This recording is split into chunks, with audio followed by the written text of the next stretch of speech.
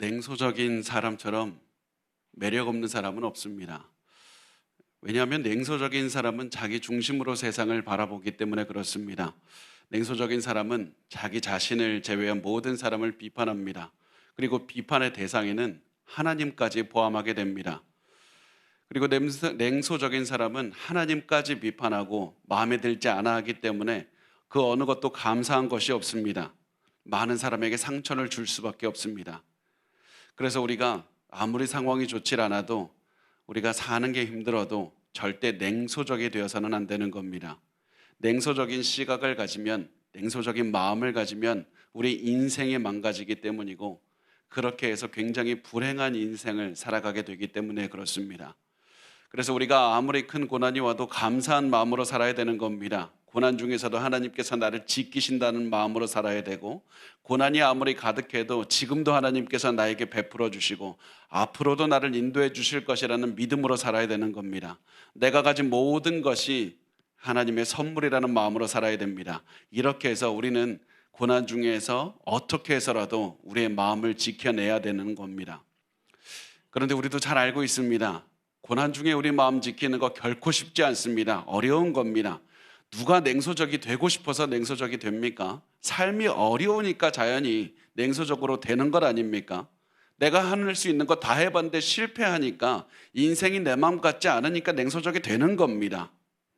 만약에 여러분이 이 말을 이해하신다면 이 시대, 말라기 시대의 이 유다 사람들, 이 사람들의 마음도 이해하실 겁니다.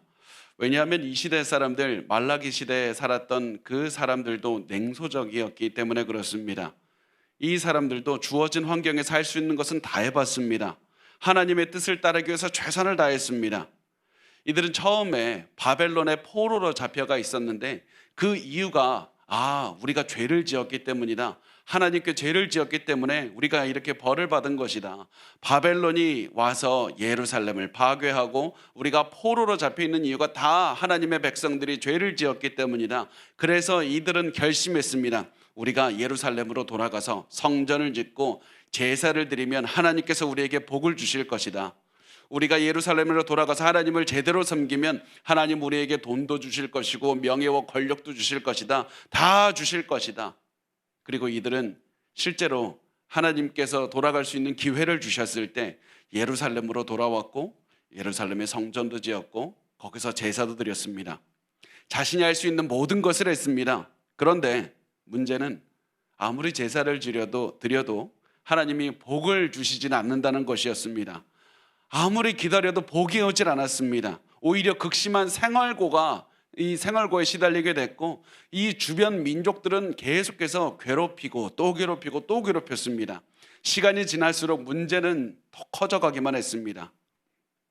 그래서 이들은 하나님께 불평합니다. 하나님, 왜 우리에게 복을 주지 않습니까? 저렇게 하나님을 믿지 않는 사람들은 돈, 명예, 권력 다 가지고 사는데 왜 우리는 이렇게 힘들게 고생하며 살아야 됩니까? 그리고 이들이 불평하면서 원망스러운 마음을 갖고 살게 되다 보니까 마음이 망가져 버립니다. 냉소적이 되었습니다. 그래서 하나님을 조롱하는 말을 하기 시작합니다. 하나님은 악한 사람을 선하다고 하시는 분이고 선한 사람을 악하다고 하시는 분이야. 이 말을 통해서 이들이 하고 싶었던 말은 하나님이 악한 분이다. 하나님 거짓말쟁이다. 이렇게 해서 이들의 보여지는 것, 이들의 말을 통해서 드러나는 것은 고난 중에 이들의 마음이 망가졌고, 그 망가진 마음으로 하나님을 보았기 때문에 하나님도 무시하고 그런 하나님도 악하다고 말하는 그런 지경에 이르렀다는 사실입니다. 여러분도 우리 반드시 기억해야 됩니다. 고난에 처한 분이 있다면 특히 기억하셔야만 됩니다. 우리가 고난이 왔을 때 가장 먼저, 가장 중요하게 지켜야 되는 것은 마음이라는 사실입니다. 여러분, 재정의 고난, 질병의 고난, 사람의 고난, 그 어떤 것이 고난이 되었든지 고난은 시간이 지나면 해결이 되는 겁니다. 고난은 하나님께서 해결해 주시는 겁니다. 그런데 이 고난으로 인해 마음이 다치면 우리 그 아픔은 평생 가는 겁니다.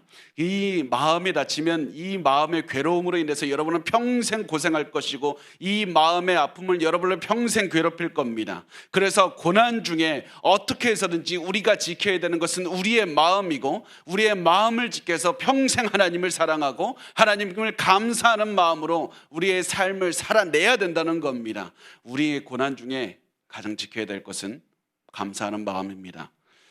그런데 예루살렘으로 돌아온 사람들, 이 사람들은 마음이 망가져서 냉소적인 마음을 가졌고, 그래서 이렇게 물었습니다. 정의의 하나님은 어디 갔습니까? 하나님이 정의의 하나님이라면 나에게 복을 주셔야 되고 다른 사람들을 처벌하는 게 맞지 않습니까? 정의의 하나님 도대체 어디 있습니까?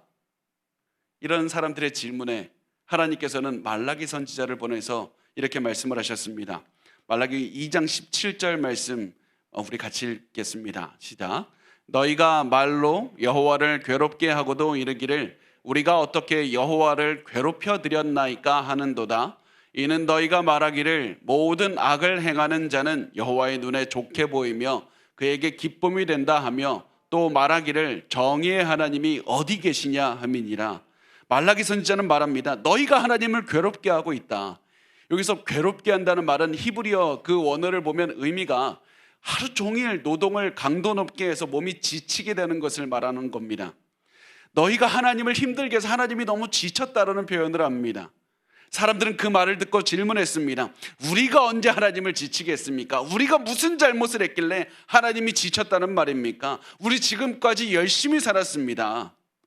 그러자 말라기는, 이 선지자는 그들이 했던 말을 들려주었습니다. 너희가 말하기를 모든 악을 행하는 자는 여호와의 눈에 좋게 보이며 그에게 기쁨이 된다 하며, 또 말하기를 정의의 하나님이 어디 계시냐. 너희가 하나님을 비난하고 조롱하지 않았느냐.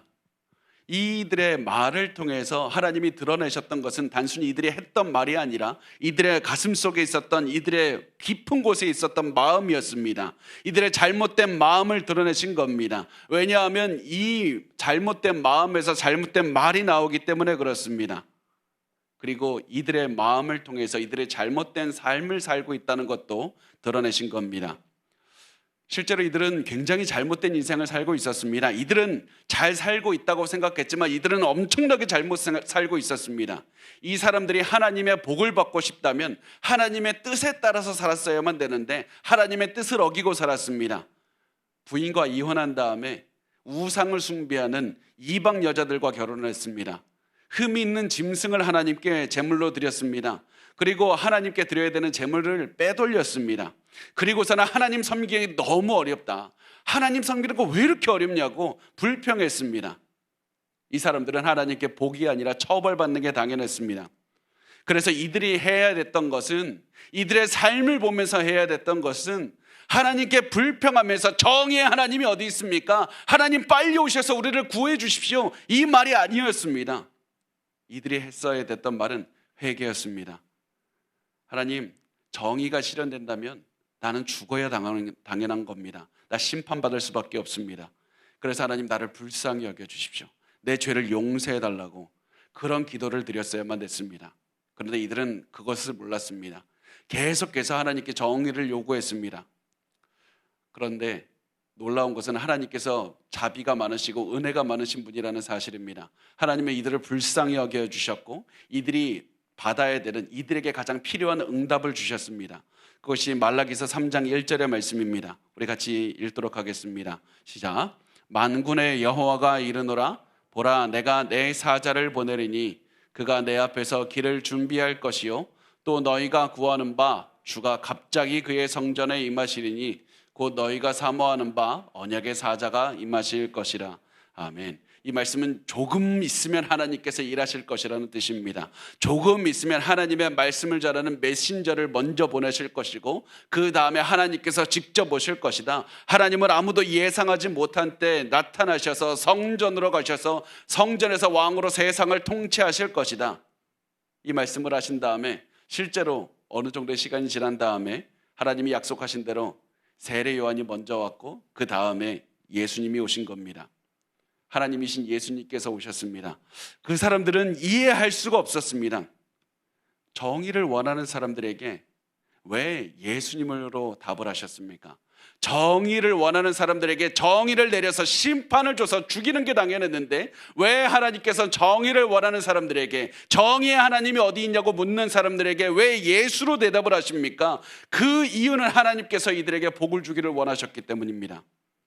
하나님은 진정한 복인 구원을 주시려고 했는데 이들이 죄 때문에 도저히 구원을 얻을 수가 없는 상태였기 때문에 그렇습니다. 그래서 하나님께서는 예수를 보내서 모든 사람의 죄를 위해서 죽게 하셨던 겁니다. 예수님은 우리를 위해서, 우리의 죄를 위해서 죽으셔서 모든 정의를 실현하셨고 예수를 믿는 자마다 구원을 얻게 하셔서 은혜를 실현하신 겁니다. 그래서 하나님은 자기 죄도 모르고 정의를 이루어 달라고 그렇게 말하는 사람들에게 그리스도를 보내겠다고 그렇게 약속을 해주신 겁니다. 그리고 이 말씀이 오늘 살아가는 우리에게도 중요한 겁니다. 우리 죄를 위해서 예수께서 오신 겁니다. 이것이 우리가 크리스마스를 맞이하면서 기뻐해야 되는 그 이유가 됩니다. 우리가 크리스마스 때 예수께서 오셨다는 그 아기의 탄생을 기뻐하면서 그냥 감동스럽고 서로 선물을 주고받는 그런 의미로 크리스마스를 맞이해야 되는 것이 아니라 예수님이 태어나신 것, 나의 죄를 위해서 죽기 위해서 태어나셨다, 그 사실을 기억하면서 이 성탄절을 기념해야 되는 겁니다. 그런데 하나님께서는 단순히 예수님의 초림, 처음에 아기 예수로 탄생하신 그 예수님만을 기억하길 원하지 않으셨습니다. 하나님은 우리가 예수님의 처음 오신 것을 기억할 때마다 다른 것도 함께 기억하기를 원하셨습니다. 그것은 예수님의 재림입니다. 다시 오시는 것을 기억하기를 원하셨습니다. 왜냐하면 예수님이 이 세상에 오셔서 우리에게 주시는 구원은 재림 때 완성되기 때문에 그렇습니다. 예수님이 재림하실 때 모든 것이 완성되기 때문에 그렇습니다. 그래서 예수님의 탄생을 기억할 때마다 우리는 예수님의 재림까지도 기억하고 예수님의 재림을 대비하는 삶을 살아야 되는 겁니다. 그리고 우리가 기억해야 되는 것, 재림 때는 초림 때와는 다를 것이다. 재림하시는 예수님은 두려울 것이다. 재림하시는 예수님은 심판주로 오실 것이다. 그래서 그 사실을 알려주기 위해서 말라기 선지자는 예수님의 초림과 재림에 대해서 함께 말을 하는 겁니다. 말라기 3장 1절이 그리스도의 초림에 대한 말씀이라면 2절부터 5절까지는 그리스도의 재림에 대한 말씀입니다.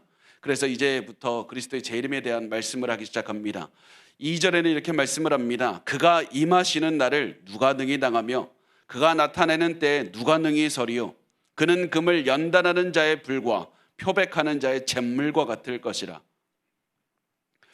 교회 다니는 모든 사람은 예수님이 재림하시면 구원받을 것이다, 다 그렇게 생각합니다. 다 그렇게 하고 좋아하면서 예수님의 재림을 기다린다고 말합니다. 그런데 성경은 말씀합니다. 그날은 두려운 날이 될 것이다. 왜 두렵습니까? 누가 진정으로 예수를 믿었는지, 누가 가짜로 예수를 믿었는지 그것이 드러날 것이기 때문에 그렇습니다. 누가 진정한 하나님의 백성인지 드러나는 날이 됩니다. 이 말씀은 우리에게나 그들에게나 동일하게 적용이 되었습니다. 이 말라기 시대 사람들, 이 선지자 시대 사람들은 다 하나님의 백성이다, 우리 다 구원받을 것이다, 하나님의 구원의 날이 이르면 우리 다 하나님께서 복을 주실 것이다, 이렇게 다 생각했지만 이들의 인생을 보면 죄가 가득했습니다. 처벌받는 게 당연했습니다. 이들의 인생만 보면 하나님을 섬기는 사람들이 아니라 하나님을 부인하는 사람들이었습니다. 그래서 말라기 선지자는 이렇게 말합니다. 하나님의 구원이 임하는 그날에는 믿는 자와 믿지 않는 자가 구분될 것이다. 그래서 이것을 설명하기 위해서 선지자는 금을 연단하는 자의 불, 표백하는 자의 잿물이라는 두 가지 이미지를 사용해서 이 재림하시는 날, 하나님의 심판하시는 날에 대해서 설명합니다. 금을 연단하는 자의 불, 이 불과 표백하는 자의 잿물, 이 두 가지의 공통점이 있다면 구분한다는 겁니다. 불은 순수한 금은과 불순물을 구분하는 역할을 합니다. 잿물은 빨래할 때 쓰는 것인데 세탁물과 그리고 그 안에 붙은 그 먼지를 구분하는, 분리하는 역할을 합니다. 하나님의 마지막 심판이 있는 그날, 진정한 하나님의 백성과 하나님의 백성이 아닌 사람들이 분리될 것이다. 그리고 하나님의 백성이 아닌 자들에게는 큰 처벌을 주실 것이다. 그러므로 그날은 두려운 날이고 그날을 우리는 위대한 날이라는 사실을 기억해야 된다. 그러면서 선지자는 메시아가 재림하는 날, 하나님의 그 재림이 있는 날에 대해서 말하면서 이렇게 질문합니다. 그가 임하시는 날을 누가 능히 당하며 그가 나타나는 때에 누가 능히 서리요? 성경은 그 질문을 우리에게도 하는 겁니다. 예수님이 재림하시는 그 날을 누가 견딜 수 있겠으며 예수님이 재림하시는 그 날을 누가 살아남을 수 있겠는가? 그 질문에 대한 대답은 이겁니다. 회개하고 예수 그리스도를 붙잡는 자만이 살아남을 수가 있다. 그리스도께서 나를 위해서 죽으셨다는 사실을 믿고 붙잡는 사람만이 구원을 얻을 수 있는 것이다. 다른 어떤 방법으로도 우리는 구원을 얻을 수가 없다는 사실입니다. 그렇다면 우리가 여기서 한 가지 질문해야 될 것이 있는데, 예수님의 심판날에 우리가 누가 예수를 믿는지 아닌지가 구분이 된다. 그것은 알겠는데 그 전에 우리가 알 수 있는 방법은 없습니까? 예수님이 오시기 전에 내가 구원받았는지 알 수 있는 방법은 없습니까? 그 방법은 있습니다. 그 방법은 이 말씀에서 찾을 수가 있습니다. 그는 금을 연단하는 자의 불과 같다. 이 말씀에서 우리가 힌트를 찾을 수가 있습니다. 예수님은 우리를 불순물을 제거하기 위해서 불 속에 넣은 금과 은과 같다는 말씀을 하는 겁니다. 그리고 그 이미지, 그 정죄하는 사람이 금이나 은을 불 속에 넣어서 연단하는 그 이미지가 3절 다음 말씀에서도 계속됩니다. 그가 은을 연단하여 깨끗하게 하는 자 같이 앉아서 레위 자손을 깨끗하게 하되 금, 은같이 그들을 연단하리니 그들이 공의로운 제물을 나 여호와께 바칠 것이라. 하나님은 왜 금, 은을 연단하는 사람의 이미지로 하나님께서 본인 스스로를 그렇게 사용하시고 우리를 불에서 연단하는 금과 은의 비유를 하시는 겁니까? 그 이유를 알 수 있는 한 이야기를 제가 들은 적이 있습니다. 한 분이 이 말씀을 듣고 이 이해가 할 수가 없으니까 은을 연단하는 것이 어떠한 것인지 알기 위해서 은을 생공하고 은을 만지는 그 사람에게 전화해서 나 당신이 일하는 곳에 가서 한번 보고 싶다고 약속을 잡아서 그 사람에게 갔습니다. 그리고 그 사람이 은을 세공하는, 은을 만지는 사람, 그 연단하는 사람의 일을 하나하나 보기 시작했다고 합니다. 그 사람은 불 속에 은을 넣고는 가만히 있었습니다. 그러면서 이야기를 합니다. 은을 불에 넣을 때는 반드시 은을 계속 붙잡고 은을 불에 가장 뜨거운 곳에 넣고 있어야만 됩니다. 그렇게 해야 불순물을 제거할 수 있습니다.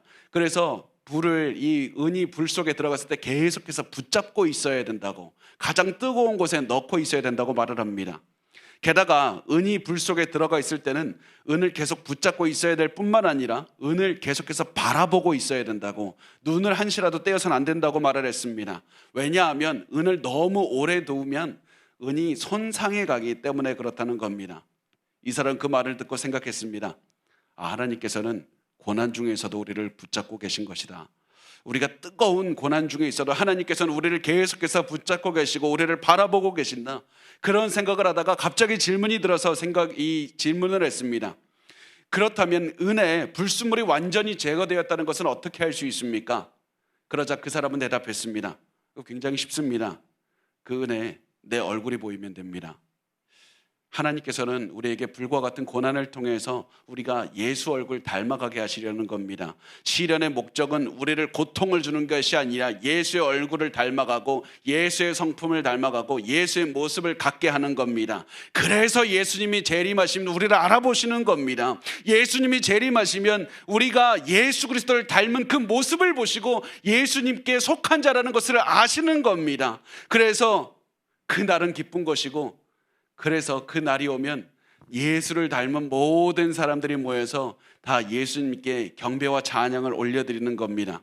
말라기서 3장 3절과 4절은 이렇게 말씀을 합니다. 그가 은을 연단하여 깨끗하게 하는 자같이 앉아서 레위 자손을 깨끗하게 하되 금은같이 그들을 연단하리니 그들이 공의로운 제물을 나 여호와께 바칠 것이라. 그때 유다와 예루살렘의 봉헌물이 옛날과 고대와 같이 나 여호와께 기쁨이 될 것이다. 그날에 구원받은 모든 사람들은 온전한 예배를 드리게 될 것이고 그 예배를 받는 하나님은 기뻐하실 것이다. 여러분, 왜 하나님께서 이 예배를 기뻐하십니까? 하나님께서 헌금 많이 내니까 기뻐하십니까? 그것이 아닙니다. 하나님을 사랑하는 하나님의 백성들이 하나님께 예배를 드리기 때문에 기뻐하는 겁니다. 예수의 성품을 가진 사람들, 예수를 닮은 사람들이 예수를 사랑하는 마음으로 예배를 드리기 때문에 기뻐하며 받아주시는 겁니다. 그리고 그 예배를 드릴 때 우린 더 이상 불평하지 않고 기뻐하면서 찬양하면서 예수께 예배를 드릴 수 있는 겁니다. 그래서 지금 우리가 고난 중에 예수님의 모습을 닮아가는 것이 중요한 것이고, 고난 중에 예수를 떠나지 않는 것이 중요한 것이고, 고난 중에 우리가 그 마음을 지키는 것이 중요한 겁니다. 우리의 삶을 보고 우리가 진정한 믿음을 갖고 있는지 확인하는 것이 중요한 겁니다. 예수 그리스도, 이 예루살렘으로 귀향한 이 사람들, 이 말라기 선지자 시대의 사람들도 고난을 통해서 자신이 하나님의 사람이라는 사실을 입증했어야만 됐습니다. 고난을 통해서 하나님을 닮아갔어야만 됐습니다. 그런데 그들은 그렇게 하지 못했습니다. 그래서 하나님은 이들의 영적인 상태를 보여주기 위해서 이렇게 말씀을 하십니다. 5절에 보면 내가 심판하러 너희에게 임할 것이라. 점치는 자에게와 간음하는 자에게와 거짓 맹세하는 자에게와 품꾼의 삭세에 대하여 억울하게 하며 과부와 고아를 압제하며 나그네를 억울하게 하며 나를 경외하지 아니하는 자들에게 속히 증언하리라. 만군의 여호와가 말하였느니라. 이렇게 하나님께서는 말라기 시대에 사람들이 흔하게 짓는 죄를 7가지를 나열하셨습니다. 점치는 것, 간음하는 것, 거짓 증언하는 것, 이렇게 품꾼에게 싹스를 지급하지 않는 것, 과부와 고아를 억압하고 나그네를 학대하고 하나님 경외하지 않는 것. 이들은 입으로는 하나님을 섬긴다고 했지만 삶으로서는 그들이 하나님을 믿지 않는다는 것을 보여준 겁니다. 그들의 마음에 있는 것을 드러냈습니다. 그래서 하나님께서는 너희의 마음을 고쳐라. 너희가 계속해서 잘못된 마음을 가지면 하나님의 심판을 받게 된다는 사실을 말씀하며 경고하십니다. 예수께서 재림하시는 날, 그날을 두려워하며 살라고 그렇게 말씀을 하셨습니다.